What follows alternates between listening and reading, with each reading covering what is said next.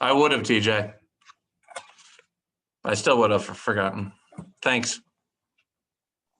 You're welcome, Ben. Just a quick. So as people come, it'll ask me to admit them. So I just do that as I go along, right? Okay.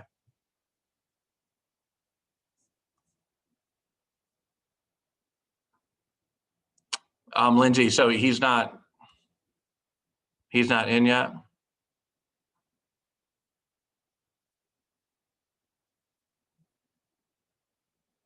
Do you want me to go check, Lindsay, or do you? I'll go. Thank you.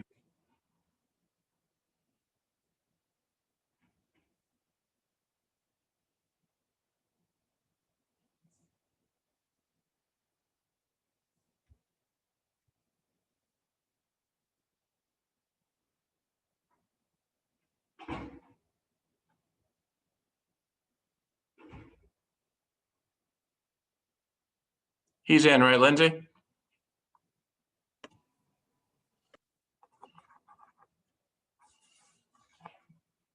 So I think what we'll do is we'll get started because we're supposed to start at 10. I don't want to make people wait around. So I'd like to thank all of you for joining us for today's open panel for parents and guardians today on December 8th. I also wanted to mention we are going to record this for future viewing. So if you know people that could not make it because it's during the day, we will get a link out, right, TJ, so that people could watch it. Okay. So for beginners, to begin with, the panel is made up of Jen Hawley. So Jen, you can wave. She's the coordinator for Guidance and Counseling Department. Lindsay Fiandella, she works at the high school here, and she is the school psychologist. There's me. I'm Ben Schreiber, for those of you who don't know me, and I am the school social worker.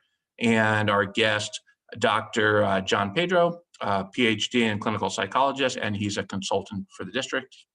He's the one who just waved. Want to thank TJ Salutari, Mr. Salutari, for coming and joining us as well and reminding me to record it despite my many notes I made. Today's forum will provide an opportunity to ask questions to support adolescent mental health during this challenging time. We've had some suggestions to do something along these lines, put our heads together and came up with this. I hope you all enjoy it. And I'd like to thank all of you for joining. You can feel free to put your picture up. You don't have to put your picture up. You can have your face. You don't have to have your face. I'm going to admit some people as we go along here, so bear with me. Feel free, you're all muted, but feel free to unmute because what we would like to do is have this as an open forum for all of you to ask questions, suggestions, comments, things along those lines. The way we'd like to do this and proceed is for all of you, like I said, to ask questions, comment, give us your experiences related to the mental health of your children and students in the school.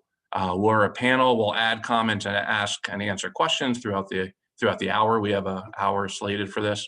We started all of you on mute, but please unmute yourself and say your name as you speak, or you don't have to say your name. You can just make comments, whatever really works for you. We would like for you to walk away or sign off from here feeling validated and more equipped to support the students and or your children. So now what I'm going to do is I'm going to open up the floor, Zoom. And once again, please unmute yourself when you speak and feel free to say your name and who you have a question for, or feel free just to make a comment. We do have some backup questions and things along those lines just to start things off if people feel uncomfortable. But if you do have questions, we would love for you to join in. So I'm going to open up the floor now. And all you need to do is remember, just unmute yourselves when you say something.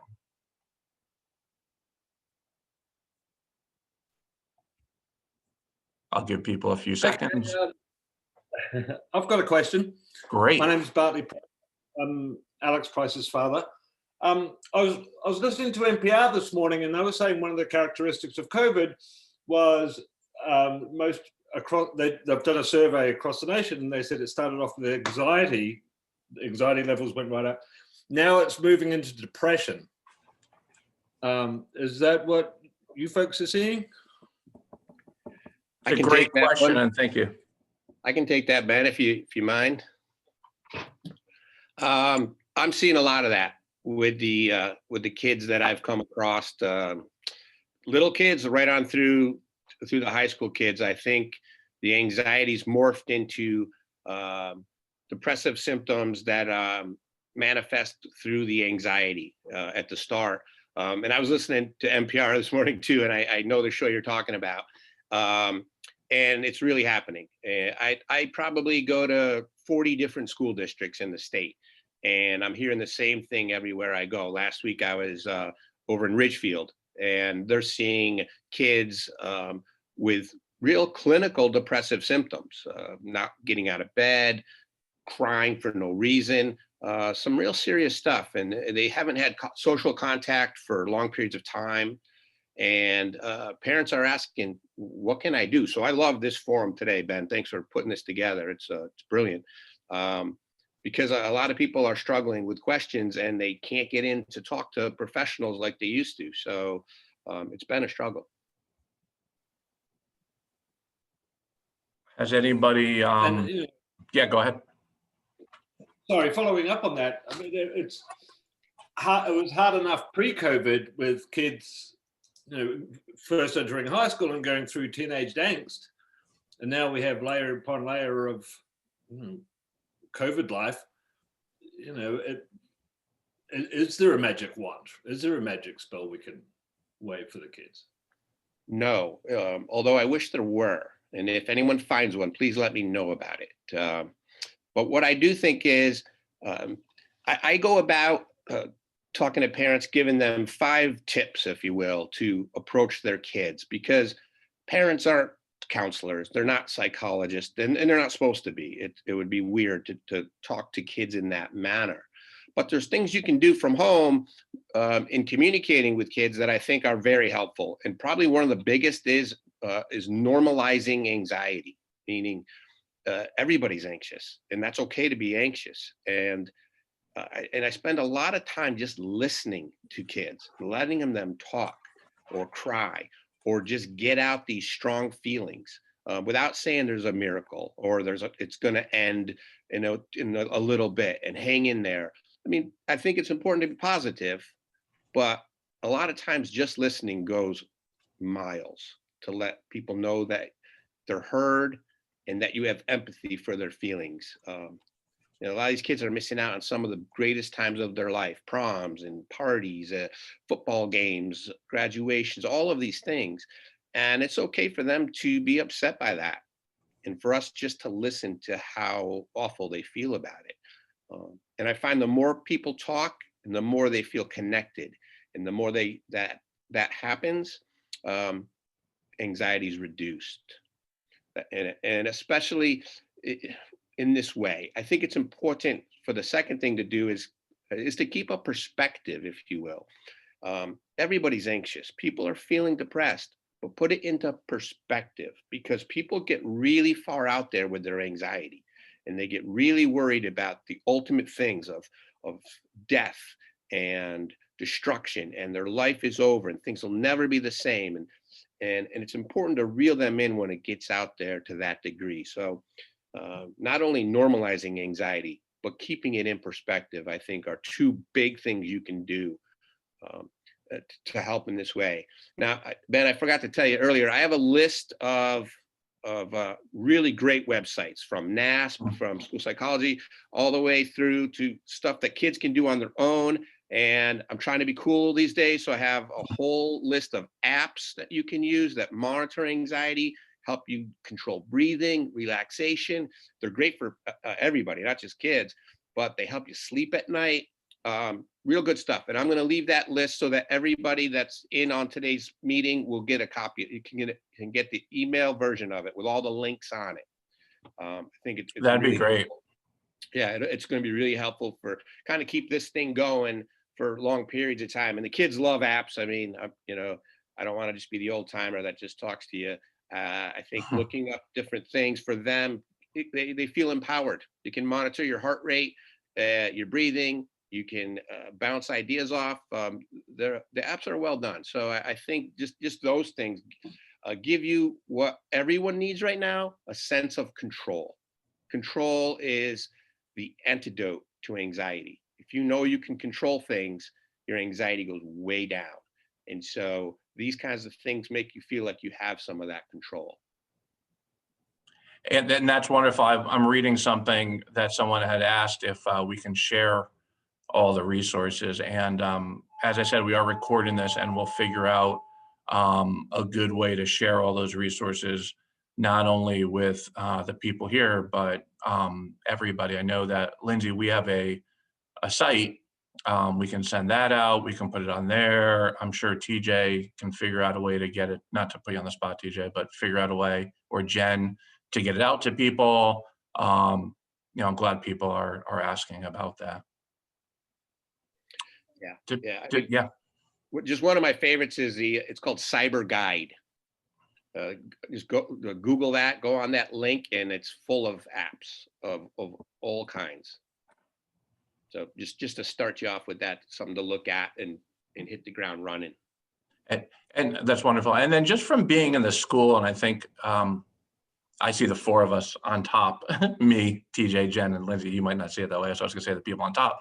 But one of the things that at least I've discovered or observed in the school is kids are a little different than they are at home. My own kids are different at school than they're at home, hopefully.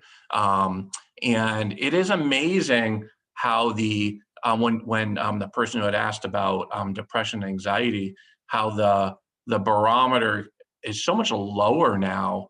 And what I mean by that is people are so excited by the smallest things now. So, yay, we're back to school. I mean, there were kids who were very, very happy just to be back at school, and teachers as well. And so once again, celebrating those victories with the kids, because it is sincere and they need to see the positives, and what an opportunity to develop resiliency. I think Ben, like on the opposite end of that, we have a lot of kids that are so excited to be back in here. But for many of our kids, yesterday was the first day of school again. And we saw a lot of those nerves start up again. And again, I think a lot of the students I talked to yesterday, it was normalizing it of, we feel you, we're feeling this too. And so I think just kind of putting it on a level playing field for them and kind of explaining what you're feeling is more normal than what you are perceiving it to be. Because I think we all are seeing a heightened level of anxiety across the board. Absolutely. Great question. Thank you for leading us off. Hopefully the first to many questions or comments. So feel free, I'll give people a few seconds to chime in once again, if people have questions or want to add to that. I'll give people, just jump in, even if I'm talking, just jump in, because I'll see that your mute will become unmuted and I'll shut up. One of the things that we had talked about, we had tried to brainstorm a little bit about what might be a topic of conversation rather than lecturing, but just bring up a comment that maybe all of you can comment on, because we can learn as much from you as the parents as we could from the experts and students, and you are the experts. Is, have you come across any challenges? One thing that we had talked about, challenges just with boundaries with your own kids or friends of the kids. And what I mean by that is everybody has a different level of comfort. So we see some kids going to friends' houses. We have parents calling up, say, how do I tell my child without scaring them not to go to a friend's house? And if people experience that or come up with any nice words of advice or suggestions?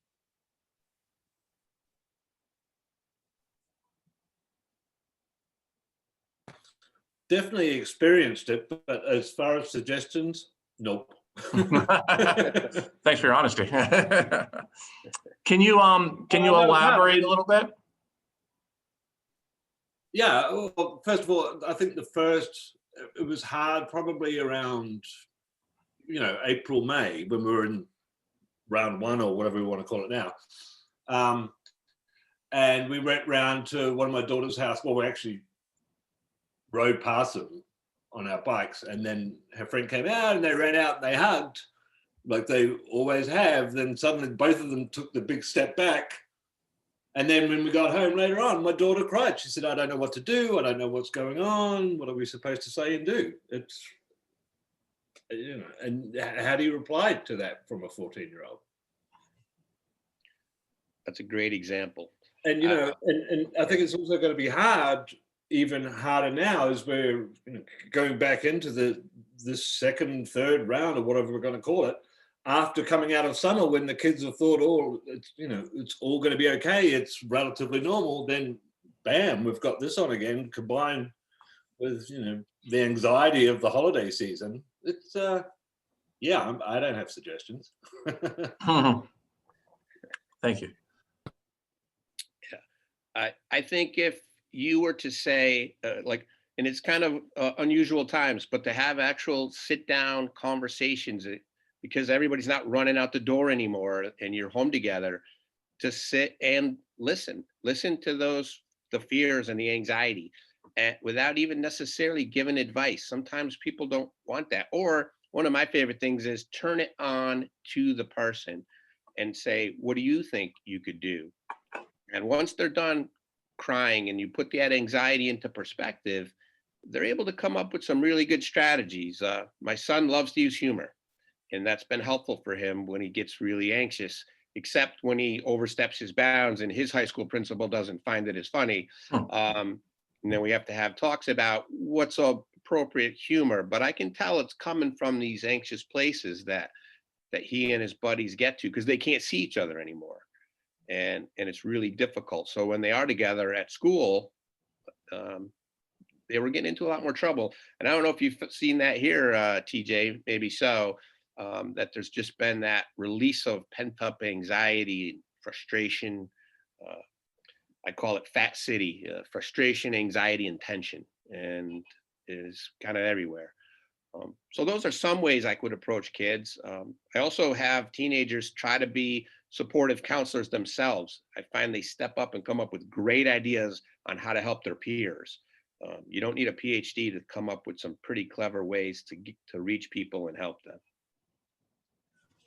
Do you have some strategies, Dr. Pedro, of there's been parents that I've talked to that the kids, when this is previous to when we went out the first time, but they'll say, you know, I'm in school all day with my friends, you know, yes, we're wearing masks, but then on the weekend, you know, they feel like they should be able to have those same large boundaries or gatherings, and parents are struggling with, do I set that boundary? Do I not set that boundary? And kind of where to go with that.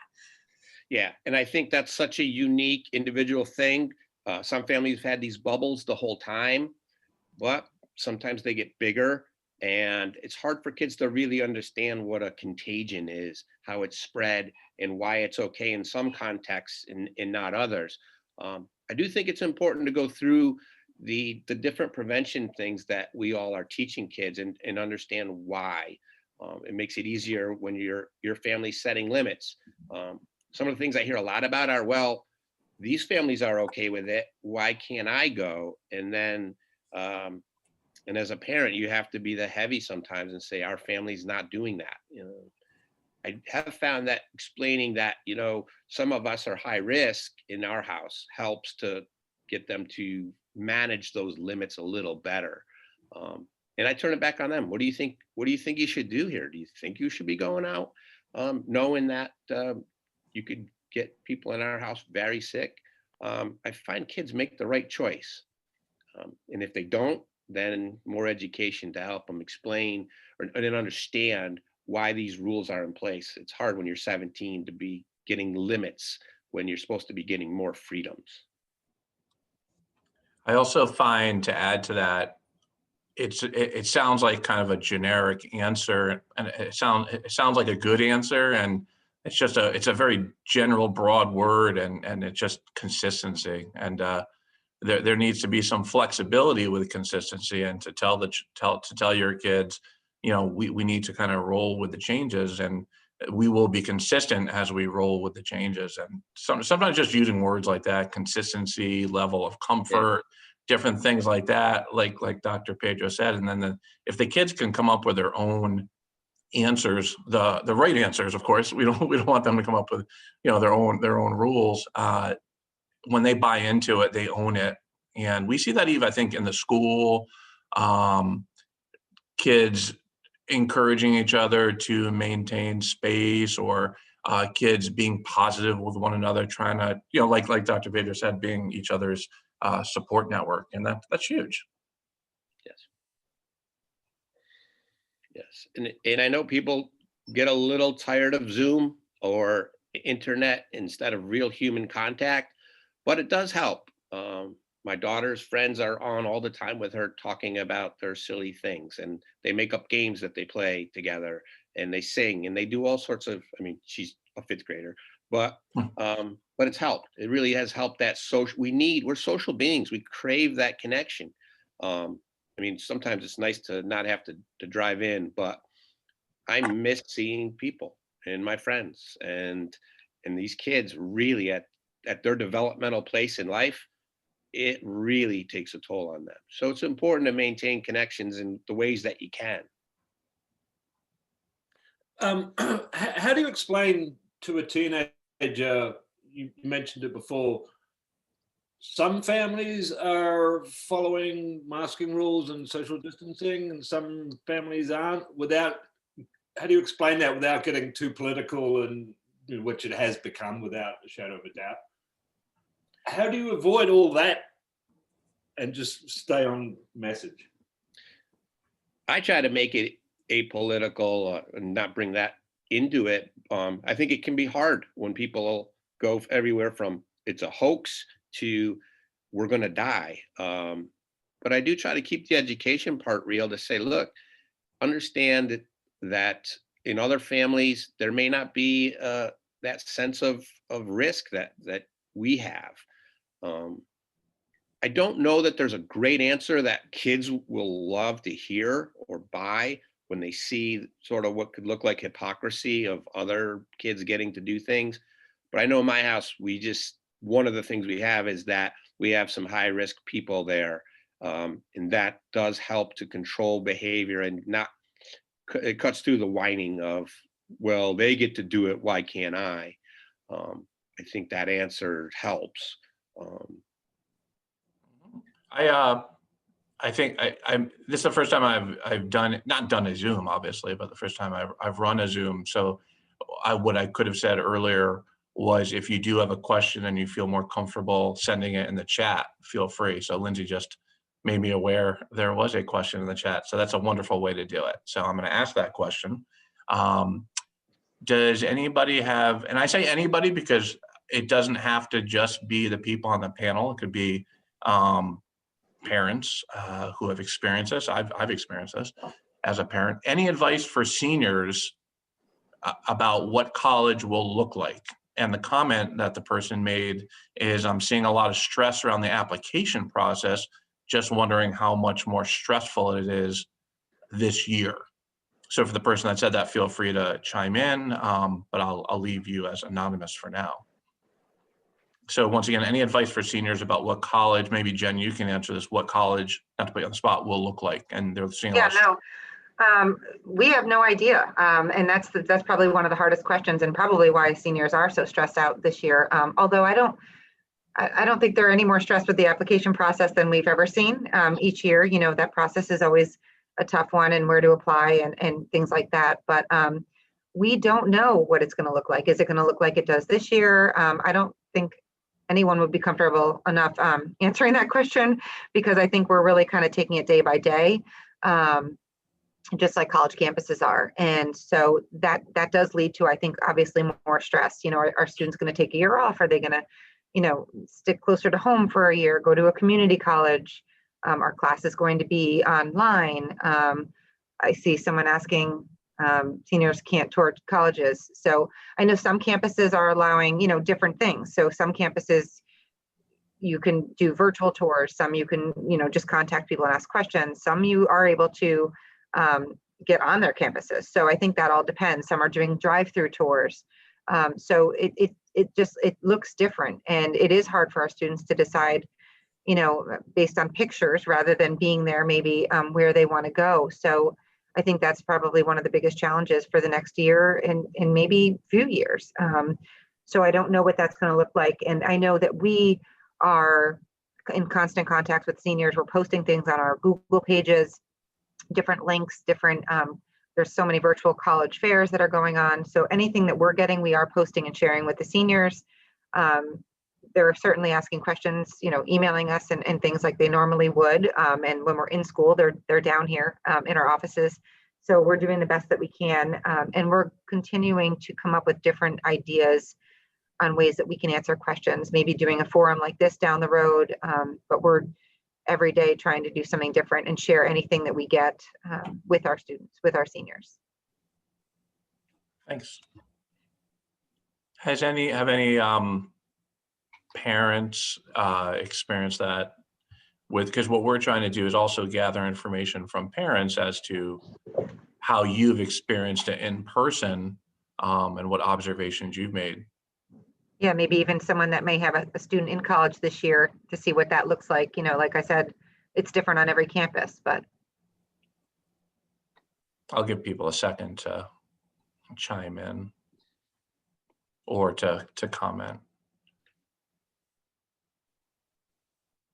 So, I mean, I can tell you what College of Charleston was like this year for my daughter. I know it sounds like I have a million kids. I do. I have one in college, and it was a unique experience. And it was frustrating on some levels whenever she felt lonely and homesick to access counselors, even her RA. But for the most part, Charleston did a great job communicating, getting the kids in there, and they are tough on the idea of distancing and parties in the dorms and all of those things.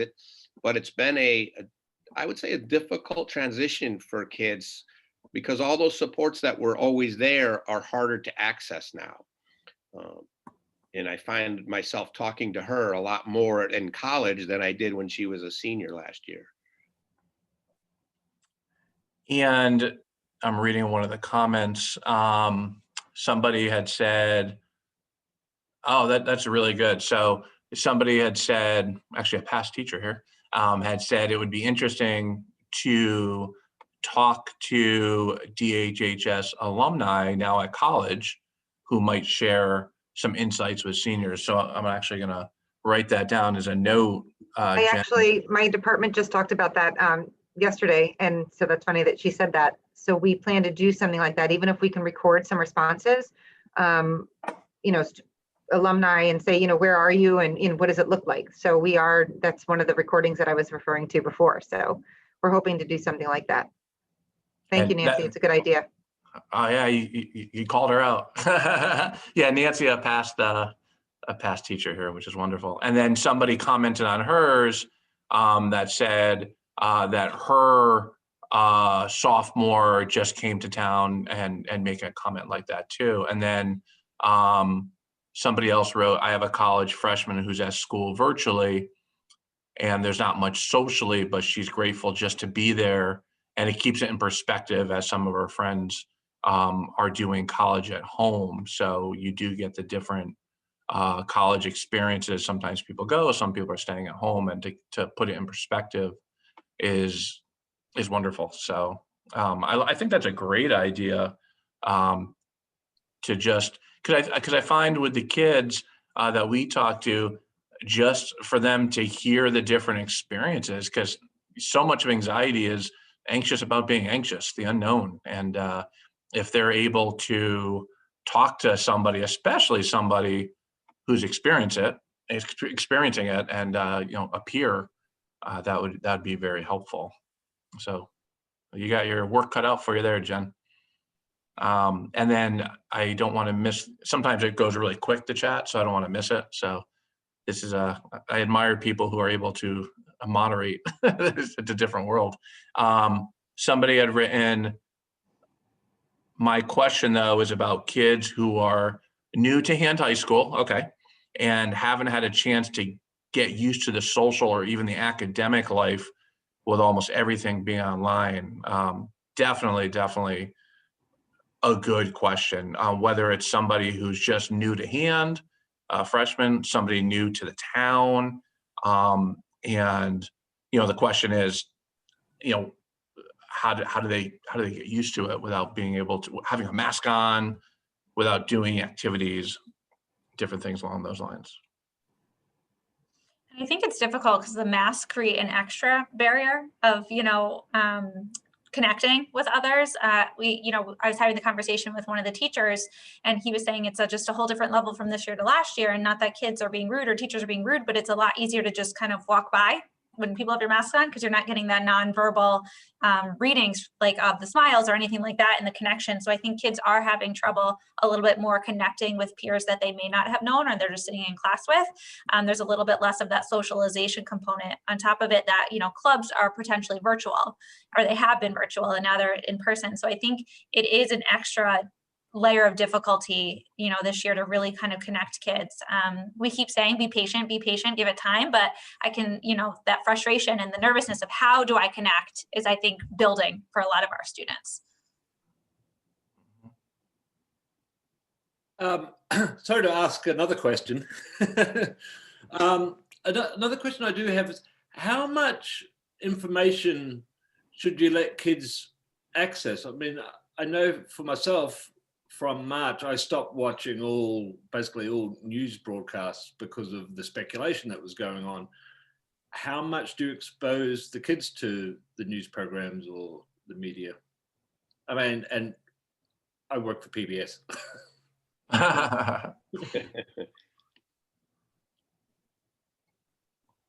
So my question is, how much do you let them watch? How much do they need to watch?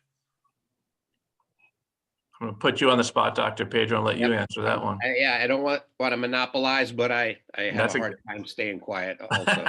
I can always mute you, so don't worry. So you keep going. Yeah, good idea. Keep the button handy, because you never know. It's ready. I have a remote for you. What I say on a radio station but what I would say is it's different for each family, but if seeing educational, and this is huge in this day, information that's accurate, and not disinformation or some kind of conspiracy idea, but real things, I think it helps give a sense of understanding. But probably the best way to do it is information coming from parents to kids in just a conversational format about why we're saying some of these things. When a kid, my son will say, but I only have 3 buddies I want over. I'm like, well, do you know draw the bubble lines of how many kids that's really including? It comes up to about 100 if you connect everybody that they're in contact with. Things like that, I think sometimes are better than watching a news program or God forbid, and this was happening early on, that sort of dooms coasting around the internet and just seeing awful information everywhere, including the maps and the deaths. I think it does have to be tempered. I make my daughter get out of bed and go do stuff because she'll sit there all day and look at things online. And the kids, I think, really need some healthy distractions from all the information, but they also do need, and this helps with that control idea, and I'll talk about it all the time, they do need accurate information about what they can do to protect themselves and others, and that's empowering. Absolutely. So, somebody, getting back to the other question about kids coming to the school, we have so many things built in to the school to introduce new students, and obviously it's a little more challenging. I'll tell you I say 30 seconds. I'll try to keep it to 30 seconds. A wonderful story. I won't say names, and I'll try to be discreet, but there's one student who I just knew who was new to the school, and you walk into the caf and kids are sitting, distance, and he really was unable to meet anybody because he was brand new, and he talked to a few people, but he ended up, I walked into the caf probably about 6 weeks ago. So it was about 8 weeks after school started. And I know his dad, and I called his dad and I said, wow, I'll call him Joe. His name's not really Joe. I saw Joe talking to somebody else on a random sports team, a sports team. They play the exact same position, and they didn't know each other before, and they just found each other. So it's amazing how kids wearing masks, social distancing, can, whether it's non-verbally or through eye contact or through somebody reaching out, but with no adult intervention, it was wonderful to see the two talking to each other. So I knew both of them. They didn't know I knew each other. And the one kid who had been in the school for a while, not the new student, said, "Hey, do you know that this person, I'll just say play shortstop for the baseball team?" And I pretended not to know. I was, "How did you find each other?" So kids are pretty amazing when it comes to that, to helping each other, and so kind. And sometimes we just have to.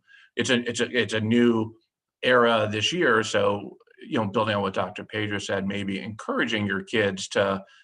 Maybe it's hard to smile, but to make eye contact with people. And you always watch these very motivating people, and they all say, "Well, my mom taught me that I don't know what the saying is, but it doesn't cost anything to smile at somebody." I think it's a better saying than that, but encouraging the kids to reach out, because it's very hard for the newer people, and to definitely access the resources. There's so many resources available, and just to access those as parents for your kids. That wasn't a 30-second story. Sorry. So it was a little longer. It was a good one. I didn't make anything up either. So somebody had asked if we could hire a motivational speaker to speak to the students, record it, and then access it remotely. So Lindsay or Jen, that's kind of like right up our alley. Do you want to comment on that? Yeah, so as we're planning Wellness Wednesday activities, there is plans in place to have somebody that we, within the community level, that we have a couple ideas in place. So not the December ones, where all students will kind of have a break in activities during Wellness Wednesday tomorrow and the following Wednesday. But when we return in January to have a motivational speaker, our goal is to have it, we might target one grade level first, and then be able to broadcast that to all the different grade levels so that everybody would be able to see it remotely. So it's definitely in the works. We're just getting through what it would look like. That was a good comment by somebody. I don't always see who said it. Sometimes I guess you can block who said it. I'm not too sure, but that was a great question. And regarding Wellness Wednesday, Jen, maybe you could comment on what Wellness Wednesday felt like. We were all kind of giddy a few weeks ago, and I'm not making this up just to sound good. I mean, really, what it felt like to the kids and the adults. I'll put you on the spot, Jen. Yeah, you definitely put me on the spot. I know all of us. I see Linda Tuzio is in here as well. The feeling in the hallways, just the teachers and everyone that we were talking to as we were coming back to our offices, was very light. I felt like everyone really felt like they were able to take a deep breath and to laugh a little bit, and whether it was to walk around, on the track or something, but you felt like you didn't have a responsibility for a half an hour, and you could kind of really just relax. And I think the students felt that way, and I'm hoping that continues throughout the year, but it was definitely a light feeling. Lindsay or Linda, I don't know if you.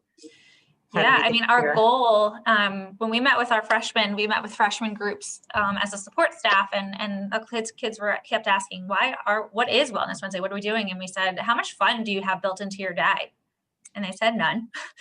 So we kind of talked about, like, here's a 30 minutes built into your school day, and you can do what is comfortable for you. It's not academic driven. It's what you want and what you feel like you need. And I know tomorrow is the first time that cohort A will get to experience Wellness Wednesday in the school building. We're excited. We have a lot of things kind of going on.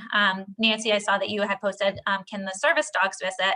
So we had kind of toyed with the service dogs, and unfortunately due to COVID, there's some restrictions in allowing them to visit between the service dogs and our policy. So I think it's definitely been talked about. I just don't know that it's something that we can put into place at this time.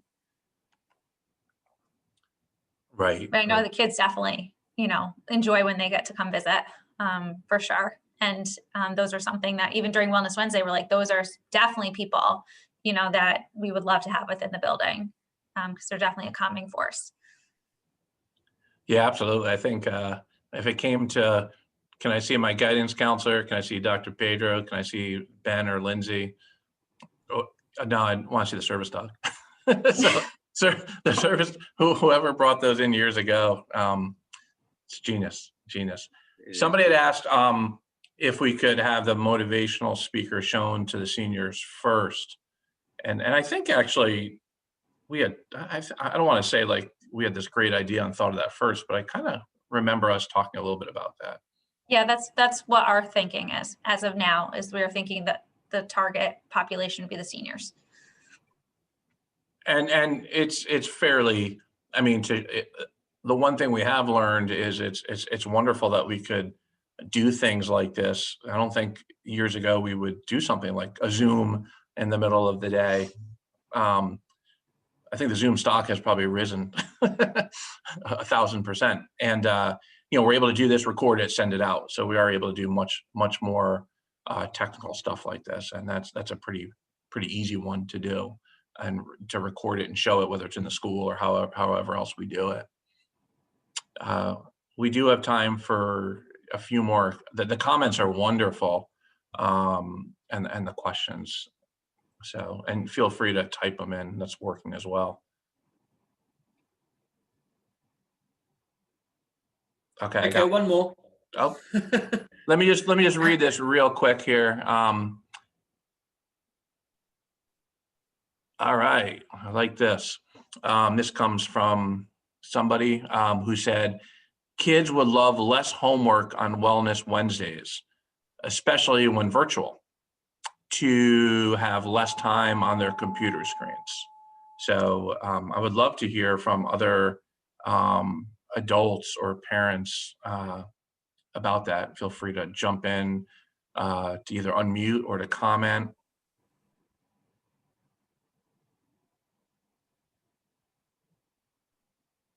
Have we for the people who work in the school, have we heard about that at all? I mean, everyone wants less homework, obviously, but I know that's come up in PTO meetings, and that's something the administration has, has heard from other parents. I don't think, Ben, that we have any say in that, so I don't know, but we can definitely make note of it and share that with the administration again as well, as far as the homework goes. Yeah. The joke of the day, we had announcements today and I didn't hear it. Did they do the joke of the day? I'm assuming they did. They did. Thank you, Linda. So the joke of the day is back, as long as we're in school. Right, great. I love the joke of the day. I try to use humor all the time. I'm on PLR radio and I won't do psych stuff. I just try to be silly and have fun with it, because it just breaks that serious tension that we're feeling all the time. Someone wrote also about all the screen time. I think it is good to just have some natural laugh, fun, without it being a computer thing. And to build on that, I don't want to forget that the quote of the day is back too. Somebody had said that, TJ. So yes, we have the quote and the joke. And somebody had asked if we can have the joke of the day be added to virtual learning if at home. I don't know how. Maybe to the announcements page. So the announcements page is up and running. So that could probably be something put right onto the announcements page. I'm gonna write joke of the day, because I do want to remember the comments and kind of definitely acknowledge that after the fact. One thing that's a hot topic seems to be screen time, because there's a lot of people commenting on that, and it's we can all see. I think glasses are becoming much more prominent. I don't know if that's the word, but everybody wears glasses. Even my teenagers / young 20s at home, all of a sudden, where'd you get glasses from? And they're wearing the blue glasses, but it is a big thing. And yes, there's been a lot of discussion about the amount of screen time.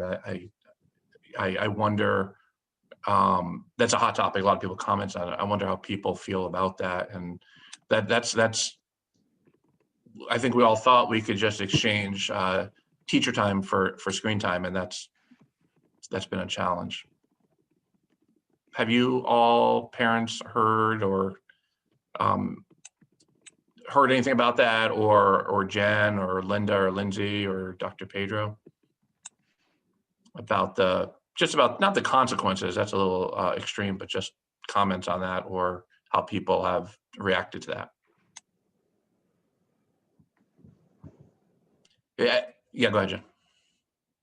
Oh, so just as a social worker here at school, and just as a therapist in general, I don't think people quite understand the impact being on a screen has. I think everybody says it's a little more boring, obviously, but just the disconnect that people have. I went into a class, a health class, and there were people on the board, and that's how they include them on the smart board.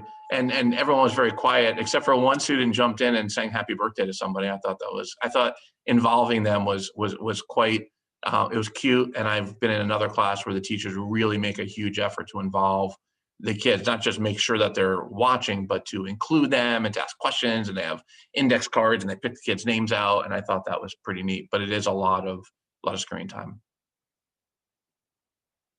Somebody had commented that, if I say it, and I'm reading it as I go along, so I can't edit it, but it's someone had written that it's unfortunate that the children's only interpersonal experiences is through the screen, and school is through the screen 2 to 3 days a week, and that their child is asking for more screen time so she can play with her friends online.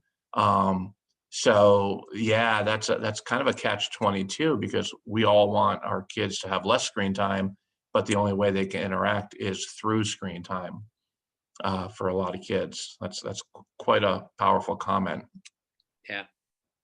And I think as parents, it's okay to go out of your bounds of comfort when you set rules up for screen time before all this, to now extend it for good reasons like social interactions, and to hear kids do what they do, like laugh and joke around or talk about things that are important to each other.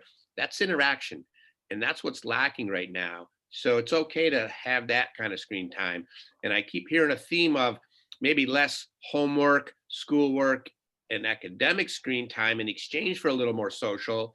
And I know that's tough in a school, but maybe those are some interventions that we do, is instill a little more social interaction than like some of the teachers are doing with the kids, to help encourage that sense of community, belonging, and that you're not alone in this, because I think that feeling lonely comes up a lot. Absolutely. It's a good comment. I think people do have, it's tough to let the kids be on the screen more. Somebody had said shortening the amount of screen time by a few minutes each class, but I think that in the classes they don't have the kids on the full amount of time. Is that true? I'm pretty sure. I saw Jen shaking her head. Is it? I mean, I think it depends on the class, but yes. Yeah. Some are. I do have a parent who said that it is the full amount of time. It's a challenge. It is a challenge. Hi, everyone. This is Linda. Yes, it depends on the class, Ben. But I think that one of the things we need to do is help our students to speak up when they need a break, and to teach them that it's okay to tell a teacher they need to step away and get a drink of water, for example. Just something that lets them leave. But the other thing we have to help them with is choosing the right time to do that. So if they need to get up and leave the room for a minute or two to go to the bathroom, to walk around, just say, I need a drink of water, and help them pick the right time to do that. That while the teacher is introducing the lesson, that's not the time to leave. But when the teacher says, okay, everyone break out to work on your own, that they somehow have a signal they can give to the teachers so that they can build in these breaks throughout the day. We also need to make sure that they're stopping to eat or stopping to take a break when it is their lunchtime, and that they're not on the screen straight through, because it really is the screen time fatigue that kicks in after several hours of just sitting in front of the screen. We all know that. I thank you, and I do like the comments that are coming up. I would say, yeah, lunch it's more of a brunch at 9:45. Someone said that they have their kid, I think it's their child has lunch at 9:45. I know Jen Hawley needs to go in a couple minutes, so thanks for joining us. And when you need to leave, you need to leave. Thanks for coming. So one of the things I think we will continue to discuss this has probably been the biggest topic, is the amount of screen time for school. And I don't think we have an answer, but I can promise you I wrote it down 4 or 5 times, and that's something we can certainly look into. Your feedback is the greatest feedback, because you're the ones who, live with the kids and you're observing it. And we do talk to parents a lot on the phone, and hear similar things. One thing I do encourage people to do is, just as a parent and as a social worker, live in 2 different worlds, but there are so many resources out there, and sometimes we just want our kids to kind of figure it out. And this is probably the time where we kind of help them figure it out and look into those resources, whether it's school resources, especially we have so many resources here, and just inquiring, and it could be through an email, if it could be through a phone call. But if you if you see with your kids that they're having a tough time, or even if you think they should be having a tougher time than they are, definitely look into those resources. There's so many out there. I mean, we have, even to have Dr. Pedro here today, that's one resource that we have, often is, he's an email away for us. So that's just one of many. Someone had made a comment about, oh, that's a nice comment. So somebody said that there's a private school who has a, oh, this is to everybody. I went, how about an evening fun event school-wide, like a magician? I'm gonna write that down. So I know Dr. Pedro was an acting major, so maybe he can put on a show. But I think that helps with normalcy too. I think it is normal to have an activity.